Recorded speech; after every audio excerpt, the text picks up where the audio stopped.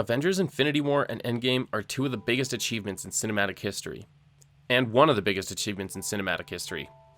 They told a single story through 2 parts, and were able to finish a handful of character stories through 11 years of storytelling, 22 films, and somehow managed to have a satisfying conclusion. It's the most impressive feat we've ever seen in film, hands down, and I love it, flaws and all. But there's another film that came before that showed that something like this could be done. And that film is Days of Future Past.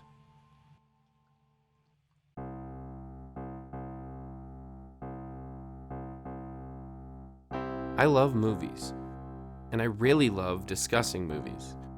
If you love movies too, we can have a fun discussion together. So join me, and we can chat about the films we love, and maybe some we don't. I guess what I'm trying to say is, welcome to What Are We Talking About?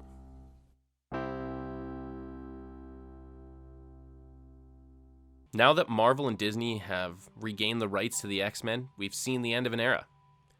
The end of the original cinematic universe. The X-Men films started with X-Men in the year 2000, when the landscape of comic book movies was very different. We had Superman and Batman, but that's it. The first Spider-Man wouldn't even be coming out for another 2 years. Comic books were always seen as made for kids, and so the movies reflected that. Holy sardine! Batman Returns was even too dark for Warner Brothers, so they had a major overhaul for the next film, trending back towards a younger audience. They were trying to sell more toys. X-Men changed everything. It opened with a scene in a concentration camp. That's definitely not something you usually see from comic book movies. We saw a young boy torn away from his parents in a tragic scene that ends with him displaying his immense power, instantly introducing us to this darker reality. After the dark beginning, we got X2, X-Men United, where we saw villains and heroes team up against a larger threat to mutants and humans alike. We delved more deeply into the origin of fan favorite Wolverine, and ended by setting up the Dark Phoenix storyline. These 2 films are still some of the greatest comic book films that we have ever seen. The follow-up film, The Last Stand, took a bit of a dip in quality to say the least, but it still contains iconic moments, and it brought the Jean-Logan storyline to a sort of close. Plus, this film's what brought us Kelsey Grammer as Beast, and that kind of makes up for everything else. Morning, Logan. A few years after that, we saw a reboot of the franchise with X-Men First Class. I think that there was another film in between, but I don't really want to think about it. First Class did something that basically never happens. They recast 2 roles that were already perfectly cast in the originals, with 2 younger actors that are also completely perfect for the roles. Peace was never an option. First Class brought the X-Men back in a big way. After that stinker Wolverine movie, they finally had some positive momentum. Next, The Wolverine in 2013. Logan, who was almost completely absent in First Class other than the greatest cameo of all time, Excuse me, I'm Eric Lensher. Charles Xavier. Go fuck yourself. gets almost an entire runtime's worth of a great story. Much better than the 10 minutes he got last time. The Wolverine brought back Hugh Jackman for a samurai-style film, and it was great. Until they got to the weird secret lab thing at the end. At this point, many people were probably thinking the same thing I was. I guess this is kind of it. It seemed as though they could never achieve the level of success that they had with the first two films. But then the post-credit scene rolled. Okay, first let me just say I'm a big fan of post-credit scenes in films like the MCU movies, which is almost set up more like a TV show because it's sort of like them going, coming up next week in the MCU. But also, if your movie needs a scene after the credits to explain something that was important to the plot, you're doing it wrong. Anyways, so the post-credit scene rolls, And after the obligatory metal detector gag, we see Professor X and Magneto teaming up to ask Wolverine for help, all while some Trask Industries stuff plays on the TV. I was blown away. I'm a fan of the X-Men, but I'm not a super nerd by any stretch, so I didn't fully know what this meant, but I knew that Trask meant Sentinels, an X-Men staple. It also meant that I was going to see the original actors reprising their roles.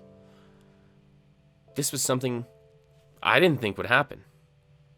They had already been recast. This was unprecedented.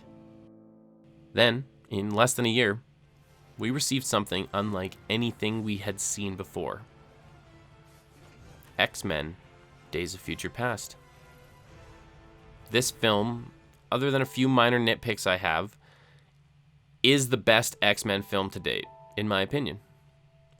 It took so many characters, both old and new, and gave them moments and storylines that simultaneously harken back to stories told in the past, and also tells us about the characters and the world we're in now, in such great detail. We didn't know any better. One of my favorite scenes is when Logan goes to try and recruit the younger version of Charles. Xavier, who has now become basically an addict because he can't handle being the most powerful mutant and hearing everyone's thoughts all of the time. This scene is incredible because it shows you exactly what they're up against in this film. It's not time. It's not killer robots. And it's not an evil racist scientist. It's fear. Trask fears what threatens him. He's smart. He knows what people do to those less powerful, and now he fears the same will happen to him. Mystique fears what Magneto fears through proxy. She looked up to him, and he's horribly suffered at the hands of people. Plus, she doesn't want to hide anymore, but she does because she's afraid. Everyone has something to fear, but not every single fear is a positive drive. You're afraid. I remember. Sometimes our fears make us act irrationally, but we always have a choice. So, just like Infinity War, we saw many heroes die, and like Endgame, we saw them brought back. In fact, I contend that you should just end your viewing there. Don't watch the follow-up sequels. Days of Future Past wraps everything up so nicely, including making up for things done in the past. It leaves the universe in a true state of peace.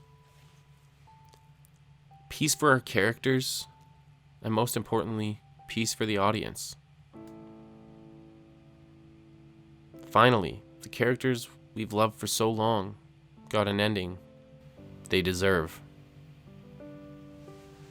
So obviously there are 3 other X-Men universe films I didn't mention in this that you should also absolutely watch. Those are the 2 Deadpool movies and of course Logan. I'm sure I don't need to mention this because these movies were massive and you've probably already seen them if you're old enough. To me, these films sit separate from the others because of both the rating and the tone. They're comic book movies, and sometimes comics have multiple timelines. But all that being said, I have to mention, Logan is one of my favorite movies ever made. It's Wolverine's swan song, and it gets me every time. If you want to see an amazing end to a character run, you can't get better than that. Hugh Jackman gives a chilling performance with more nuances than he had previously brought to the role. There's a reason the script was nominated for an Academy Award. It truly transcends the genre of comic book films. I just wanted to give a little love to Logan before I left, but anyways, I would love to know your thoughts on everything I talked about today. Do you think that Days of Future Past really did pave the way for the Infinity Saga, or would Disney have pulled it off the same without them? I know Disney had already released the first Avengers by then, so maybe it wouldn't have mattered. I don't know. Let me know what you think. Thanks for watching. Peace.